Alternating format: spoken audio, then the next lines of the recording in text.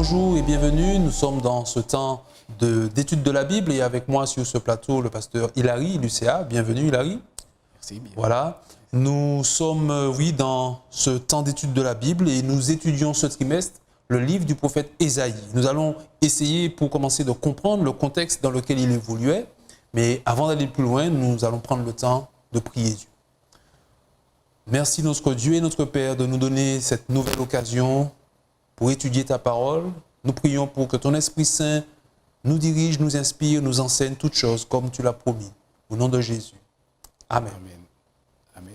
Donc voilà, le texte biblique nous donne quelques indications sur le contexte dans lequel évoluait Ésaïe. Au chapitre 6, au verset 1 du livre d'Ésaïe, donc, le prophète situe une vision marquante qu'il reçoit l'année de la mort du roi Osias. C'est un marqueur. Maintenant, est-ce que, Hilary, tu peux nous parler de ce roi? Est-ce qu'on a une idée de qui il était? Est-ce que c'était un bon leader, un mauvais leader, un bon roi, un mauvais roi? Oui, je crois que c'est une question intéressante et nous n'avons pas tous les éléments dans le texte, le chapitre 6 d'Ésaïe, mais nous pouvons trouver d'autres éléments dans 2 Chroniques, chapitre 26, où on nous donne l'âge à laquelle Osias, le roi, accède au trône. Il avait 16 ans et on nous dit que son règne a duré jusqu'à 52 ans. Donc c'est l'un des rois qui a régné le plus longtemps sur le royaume de Juda. Okay. Et nous savons que si on doit aller un peu plus loin, Dieu a appelé Moïse pour libérer son peuple de l'Égypte. Ensuite, Josué a pris le relais. Après Josué est venu le temps. Il y a eu le chaos total, mais Dieu a appelé des juges pour guider le peuple. Et après les juges, nous avons le dernier juge, Samuel, et après c'est lui qui va oindre David. Et David qui, en secret, mais premièrement, il avait appelé Saül. D'accord, Saül. Saül n'a pas été vraiment un roi à la hauteur de ce que Dieu attendait de lui. Et ensuite, David est venu. David a fait de son mieux, mais il avait des hauts, des bas. Après David, son fils Salomon. Donc, on a des successions de rois, mais ce n'est pas comme aujourd'hui où nous avons des élections pour un président et un président peut être réélu à la suite d'un mandat. Mais là, quand le roi était en place, eh bien, c'est pourquoi quand Daniel s'adressait au roi Nebuchadnezzar, il disait « Au roi, vis éternellement », parce qu'il ne courait pas le risque de ne pas être réélu. Il était là tant qu'il était en vie. Et c'est pourquoi, après, nous avons Osias qui va accéder au trône suite à la mort de son père Amathia. Amathia, il nous est dit que c'était un roi qui agissait selon la volonté de Dieu, mais plus tard, il s'est détourné de Dieu. Et on voit la même chose est dite par rapport à Osias. C'était un roi, on dit qu'il s'appliquait à chercher Dieu. Et pendant ce temps qu'il s'appliquait à chercher Dieu, eh bien, on a dit que Dieu le fit prospérer. D'accord? Donc, il a vécu un temps dans le faste où il y a eu l'accumulation de richesses. Il a remporté des victoires, il a conquis d'autres territoires. Il a élargi, en quelque sorte, le territoire d'Israël. Et pendant ce temps, eh bien, il y avait cette richesse et le peuple était libre, était content, mais il y a autre chose qui s'est installée, c'est l'idolâtrie, la magie. Alors que le peuple avait tout pour louer Dieu, pour être libre à adorer leur Seigneur, mais plutôt que de se tourner vers Dieu, ils se sont tournés vers la magie. Et c'est pourquoi, si nous allons en amont du livre d'Ésaïe, on voit que Dieu va parler tout d'abord d'une crise d'identité personnelle parce qu'il dit « Moi, j'ai nourri un peuple, j'ai appelé un peuple, je l'ai nourri et tout, mais ce peuple ne connaît pas son Dieu. » Il va même faire une comparaison avec les animaux. Il dit l'âne le bœuf connaît son maître et l'âne aussi connaît son maître, mais Israël ne connaît rien. Son peuple l'a oublié. Et donc Dieu fait appel à la terre et aux cieux pour dire écoutez, mon peuple m'a abandonné, m'a oublié, etc. Donc, nous sommes dans ce contexte où le peuple a tourné le dos à Dieu et se livre au matérialisme, d'accord, ce qui les intéresse, parce qu'au chapitre 2, on nous parle de l'abondance de l'or et d'argent dans le pays. On nous parle, parce que Osias aussi, il était un roi, on nous dit qu'il aimait l'agriculture.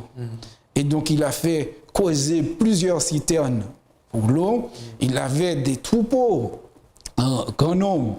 Et il avait construit des tours, etc. Donc, c'était un roi au départ qui recherchait Dieu. Mais au verset 16 du chapitre 26, on nous dit que ce roi, il est devenu puissant. Okay. Et à ce moment-là, il va se détourner de Dieu. Alors, et donc, à cause de cela, eh bien, on aura une crise aussi de leadership.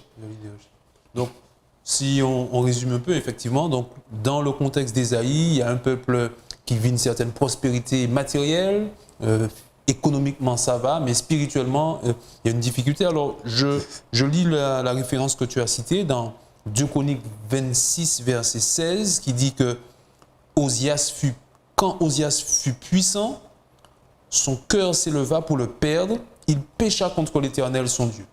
Alors, comment peut-on expliquer qu'un homme qui a servi Dieu, on l'a dit, toute sa vie, qui recherchait Dieu, qui a vu la main de Dieu à l'œuvre pour le faire prospérer, pour le faire réussir, alors comment en est-il arrivé à basculer dans l'orgueil, à pécher contre Dieu?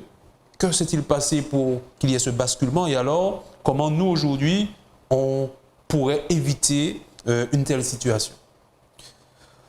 Oui, comme je l'ai cité en amont et toi tu as donné la référence, que donc Osias, c'était un roi qui était bon, mais on nous dit quand il est devenu puissant, c'est-à-dire que Dieu l'a aidé, Dieu l'a béni, son règne, il a pu avoir la paix.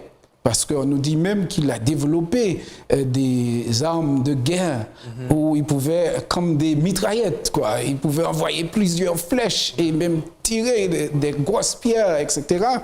Et malgré qu'il faisait face aux menaces du roi assyrien, eh bien, ils avaient peur de lui. D'accord? Et ce qui voudrait dire qu'il se sentait peut-être à ce moment très puissant. Et au lieu de donner gloire à Dieu, et c'est là le risque pour l'homme, tant qu'il est dans la crise, il cherche Dieu.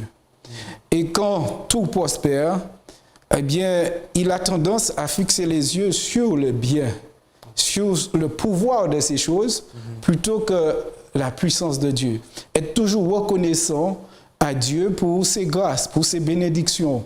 Et ça, donc, comment faire pour justement ne pas basculer dans cela? Donc, si on ne prend pas l'habitude de montrer notre gratitude à Dieu pour tout ce qu'il fait pour nous, reconnaître que tout cela ne vient pas de nous, mais c'est une grâce de Dieu, et à ce moment-là, louer Dieu pour ce qu'il fait, eh bien, le risque, c'est de nous tourner vers nous-mêmes et de nous prendre pour Dieu. D'accord? Et à ce moment-là, nous courons toutes sortes de risques parce que nous pouvons tomber dans l'idolâtrie. Soit l'idolâtrie des choses, soit l'idolâtrie de soi. De nous-mêmes. Donc le remède à cela, c'est de rendre gloire à Dieu. Louer Dieu pour toutes choses que nous avons. Très bien. Reconnaître qu'il est le Créateur, qu'il est le pourvoyeur de tout. De toutes choses. Très bien. Alors je reviens à Ésaïe chapitre 6, oui, Ésaïe chapitre 6, nous allons essentiellement rester sur ce chapitre où on voit le prophète, il décrit ce qu'il voit. Alors je lis un extrait à partir du verset 1, il dit « Je vis le Seigneur assis sur un trône très élevé et les pans de sa robe remplissaient le temple. Des séraphins se tenaient au-dessus de lui, ils avaient chacun 6 ailes, 2 dont ils se couvraient la face, 2 dont ils se couvraient les pieds et 2 dont ils se servaient pour voler. Ils criaient l'un à l'autre et disaient « Saint, Saint, Saint est l'Éternel des armées, toute la terre est pleine de sa gloire. Les portes furent ébranlées dans leurs fondements par la voix qui retentissait et la maison fut remplie de fumée. » Alors, dans ce contexte que tu nous as décrit, quel message Dieu veut transmettre à son prophète avec cette vision à cet instant précis? Que pouvons-nous aussi retenir pour notre génération de ce qu'Ésaïe voit dans ce chapitre 6? Oui, Ésaïe voit cette vision au chapitre 6, ce qui voudrait dire que son ministère avait déjà commencé. Mais c'était un jeune prophète. Il était jeune, il a été appelé au ministère. Et j'imagine, quand on est jeune, on constate le défi qui est devant nous pour accomplir un ministère. Or, il connaît la situation du peuple. Il a vécu, il a connu ce roi, Osias, il a vu sa splendeur, sa grandeur. Et en même temps, on nous dit que Osias était allé dans le temple pour offrir de l'encens. Okay. D'accord? Or, ce n'était pas son droit de faire cela parce que quand Dieu a établi le sanctuaire, il avait demandé de mettre à part la tribu de Lévi et particulièrement Aaron et ses fils pour ce ministère. Mais le roi a décidé en quelque sorte, il fait abus de pouvoir. Il va dans le temple pour son orgueil qui parle. Voilà, on voit déjà les étapes de la chute. Et donc, il va aller dans le temple. Mais Dieu ne nous laisse jamais sans avertissement. Et donc, le grand prêtre qui était là, Zacharie, et avec 80 autres prêtres, on nous dit, sont allés dans le temple et pour dire à Osias de ne pas faire cela. Parce que Dieu a mis à part des hommes pour faire cela. Ce n'est pas son droit. Et puisque les hommes lui ont dit ça, eh bien, il s'est mis en colère. Okay. Et à ce moment, on nous dit que sur son front est apparue la lèpre. Il est devenu lépreux et il est resté ainsi toute sa vie. Or, Ésaïe, le prophète, qui, quelque part, avait une admiration pour le roi, pour ce roi, parce qu'il était puissant, mais il pouvait s'appuyer sur l'homme. D'accord? Mais voyant que cet homme puissant, il est malade, il se pose la question, qui va prendre la place, qui va souvenir, parce que la mort d'un roi crée toujours une crise dans un pays. Et donc, il sera remplacé par son fils Jotam, mais il est jeune, etc. En même temps, Dieu lui donne cette vision. Une vision où il voit la gloire de Dieu, la splendeur, la magnificence de Dieu, qui dépasse tout ce qu'il a déjà vu. Non seulement cela, il voit des séraphins. Et les séraphins, on nous dit que ce sont des êtres de feu qui brillent. D'accord? Et tous ces séraphins, il y a des séraphins, des êtres de feu qui donnent gloire à Dieu, des êtres qui ont 6 ailes. Je voudrais vraiment voir cela. 6 ailes, 2 pour se couvrir la face, 2 pour se couvrir les pieds et aussi 2 pour voler. Voilà. D'accord? Et donc, il voit une chose extraordinaire, du jamais vu. Il dit que même le pan de la robe remplit tout le sanctuaire. Et souvent, quand on a des concerts, etc., on voit le jeu de lumière et de fumée. Ça donne une impression que les gens sont dans un truc extraordinaire. Eh bien, la Bible nous avait déjà décrit cela. La gloire de Dieu. On voit, Dieu, le temple se remplit de fumée, de la gloire, de la présence de Dieu. Et Ésaïe, qui voit cela, qui connaît la condition de son peuple, le péché de son peuple, alors, et il entend les séraphins qui disent « Saint, Saint, Saint est l'Éternel ». Donc, Dieu a permis qu'il puisse voir l'accent qui est mis sur sa sainteté. Et c'est là qu'il, en tant qu'homme, il s'est dit « Mais je suis indigne. Malheur à moi, j'ai vu le roi, la gloire de Dieu. » Et donc, il avait peur. Pour lui, il devait être foudroyé par cette gloire. Mais nous voyons que finalement, il n'a pas été foudroyé. Effectivement, dans la suite du passage, le texte dit que l'un des séraphins va toucher ses lèvres avec une pierre ardente qu'il avait prise sur l'autel avec des pincettes. Alors, est-ce qu'on peut dire quelques mots sur cette scène-là, le sens de ces symboles, pourquoi il touche les lèvres, pourquoi il ne touche pas les mains ou bien le front, alors pourquoi il prend des pierres qui sont prises d'un autel, alors de quel autel s'agit-il? Est-ce qu'on peut dire quelques mots sur ça? Oui, justement, quand on vient de parler de la sainteté de Dieu, et Ésaïe, rappelons-nous qu'il a cette vision pour l'affermir dans son ministère. Et alors qu'il pouvait s'appuyer sur l'homme, Dieu lui dit non, je suis le Très-Haut. Donc il voit ce Dieu élevé. Et maintenant, c'est une vision en quelque sorte interactive. Il voit cette vision, il se dit perdu, mais en même temps il voit un séraphin qui vient toucher ses lèvres d'une pierre tirée de l'autel. C'était l'autel de l'Holocauste, là où étaient consumés les sacrifices pour le péché, etc., sacrifices d'action de grâce et tout. Et l'autel représentait le sacrifice de Jésus. Et tout pécheur, personne ne peut se purifier soi-même. D'ailleurs, le livre d'Hébreux nous dit cela. On peut prendre le texte d'Hébreux, chapitre 13.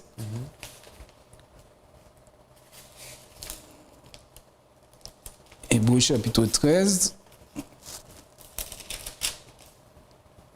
Il nous est dit, à partir du verset 10, « Nous avons un autel dont ceux qui font le service au tabernacle n'ont pas le pouvoir de manger. Le corps des animaux dont le sang est porté dans le sanctuaire par le souverain sacrificateur pour le péché sont brûlés hors du camp. C'est pour cela que Jésus aussi, afin de sanctifier le peuple par son propre sang, a souffert hors de la porte. » Donc, ce symbole de la pierre qui touche ses lèvres va être symbole de purification. Parce que rappelons-nous qu'il avait peur pour lui-même, parce qu'il dit « Je suis pécheur et j'ai vu la gloire de Dieu ». Mais ce même Dieu qui est grand, élevé, qui est saint, est un Dieu miséricordieux. Et ce Dieu miséricordieux vient au secours du pécheur. Parce que Dieu ne désire pas la perte de l'homme. Dieu désire le salut des hommes.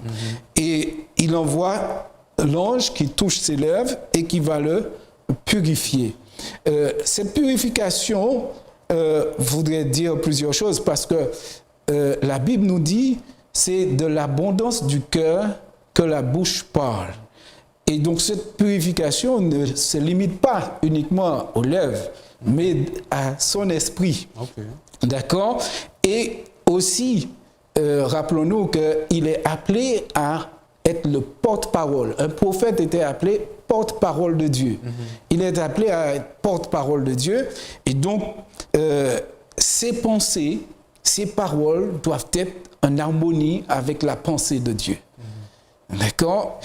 Donc, il est touché et finalement, Dieu le purifie. Dieu met ses paroles dans sa bouche, comme pour Jérémie. On peut voir dans Jérémie chapitre 1, verset 9, Jérémie chapitre 1, verset 9, il est dit « Puis l'Éternel étendit sa main et toucha ma bouche. Et l'Éternel me dit, voici je mets mes paroles dans ta bouche. » Tu vois, donc l'Éternel a touché la bouche de Jérémie pour mettre sa parole dans la bouche de Jérémie pour qu'il soit aussi son porte-parole. Alors, c'est vrai, on a dit que c'était un moment d'encouragement pour Isaïe et tout cela se passe au sanctuaire, moment d'encouragement, moment de purification.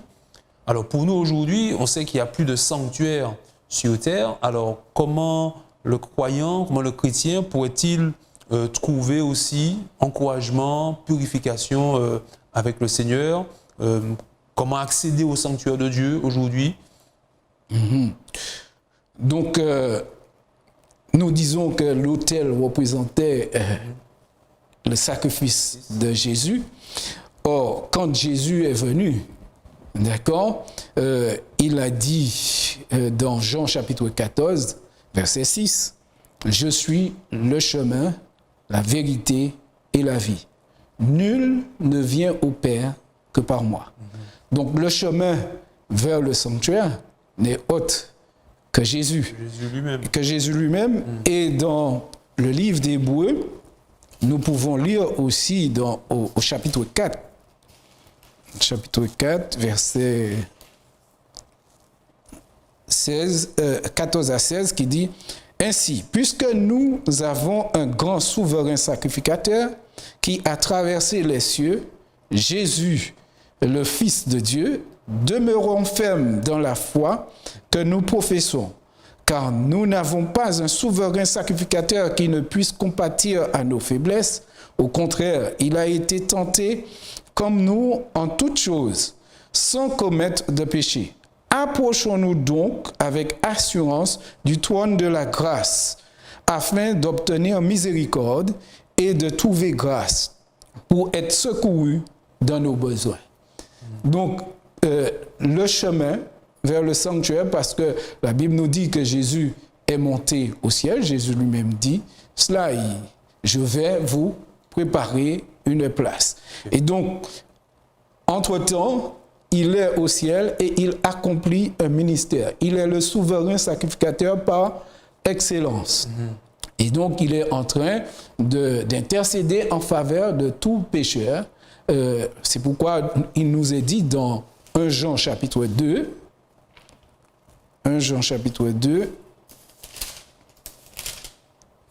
je le prends.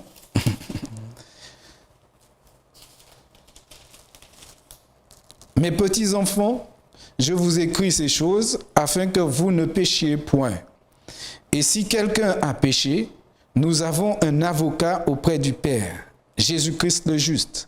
Il est lui-même une victime propitiatoire pour nos péchés, non seulement pour les nôtres, mais aussi pour ceux du monde entier. D'accord? Donc, le pécheur peut trouver secours dans le sanctuaire au travers Jésus. Quel que soit l'endroit où il n'a pas besoin d'aller dans un lieu dit maison de Dieu, parce que le lieu que Dieu veut habiter par excellence, c'est dans notre cœur, dans notre vie. Donc, quel que soit l'endroit où nous nous trouvons, nous pouvons parler à notre Dieu au nom de Jésus. Amen. Parce que Jésus est le chemin. Okay.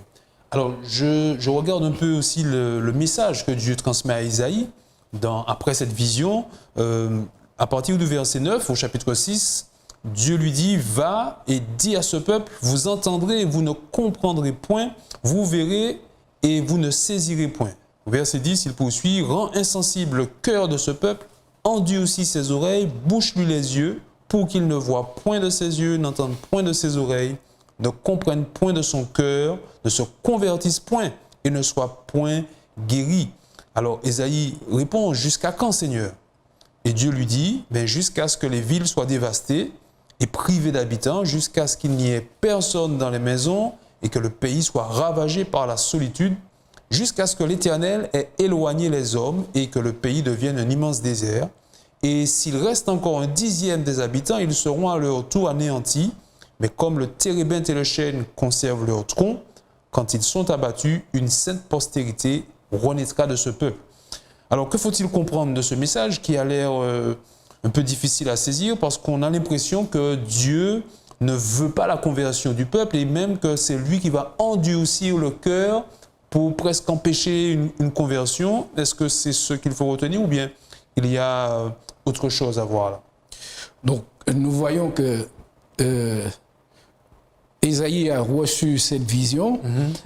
C'était une vision pour l'encourager dans son ministère, pour aller apporter ce message.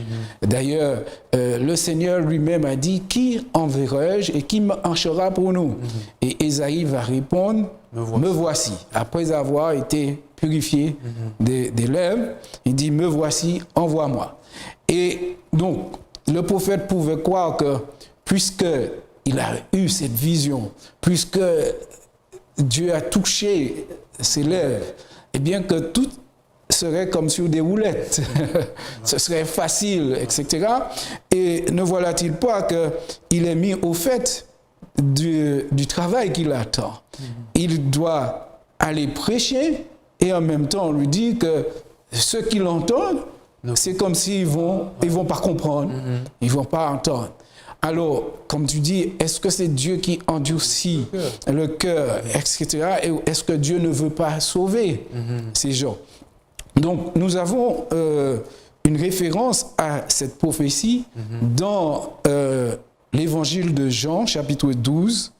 L'évangile de Jean, chapitre 12, à partir du verset 37, qui dit ceci. « Malgré tant de miracles qu'il avait fait en leur présence, ils ne croyaient pas en lui, afin que s'accomplisse la parole qu'Ésaïe, le prophète, a prononcée.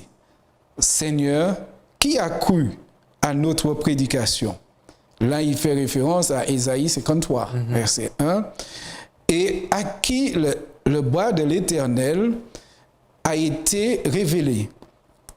Aussi, ne pouvait-il croire? Parce qu'Ésaïe a dit encore, il a aveuglé leurs yeux et il a endurci leur cœur, de peur qu'ils ne voient des yeux, qu'ils ne comprennent du cœur et qu'ils ne se convertissent et que je ne les guérisse. Ésaïe dit ces choses lorsqu'il vit sa gloire et qu'il parla de lui. Cependant, même parmi les chefs, plusieurs crurent en lui, mais à cause des pharisiens, ils n'en faisaient pas l'aveu, dans la crainte d'être exclus de la synagogue.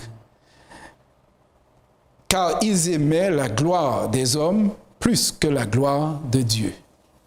Vous voyez que Dieu, ce que Dieu veut, c'est ce que nous dit Jean chapitre 3, verset 16. Car Dieu a tant aimé le monde qu'il a donné son Fils unique afin que quiconque croit en lui ne périsse point, mais qu'il ait la vie éternelle. Ce que Dieu veut, c'est le salut de tous les hommes. Jésus est venu. S'il savait que les hommes n'allaient pas accepter, Jésus ne serait pas venu.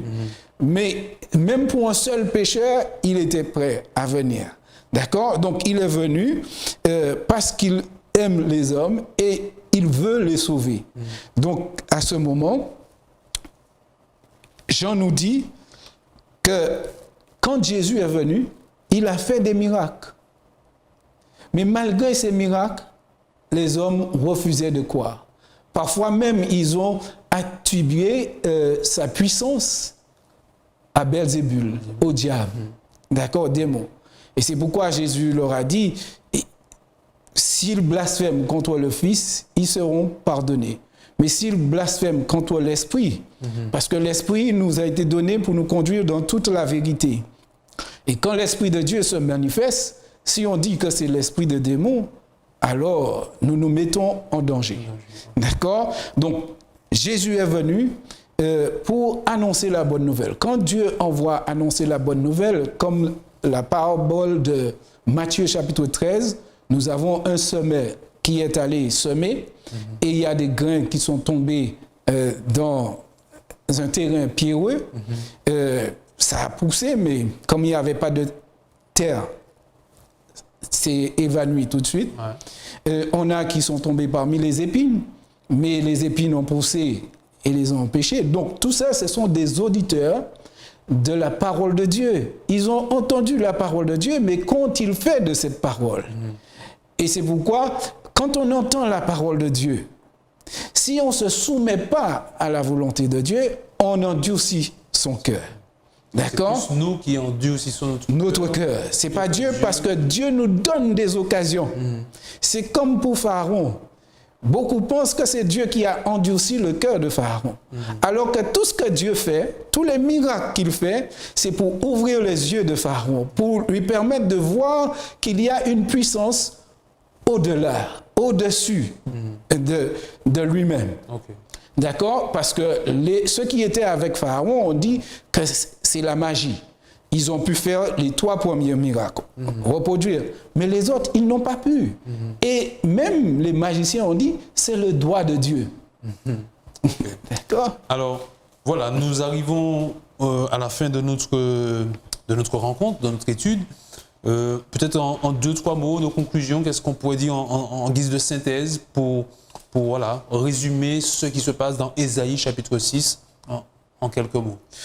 Oui, bon, on voit que vers la fin, ce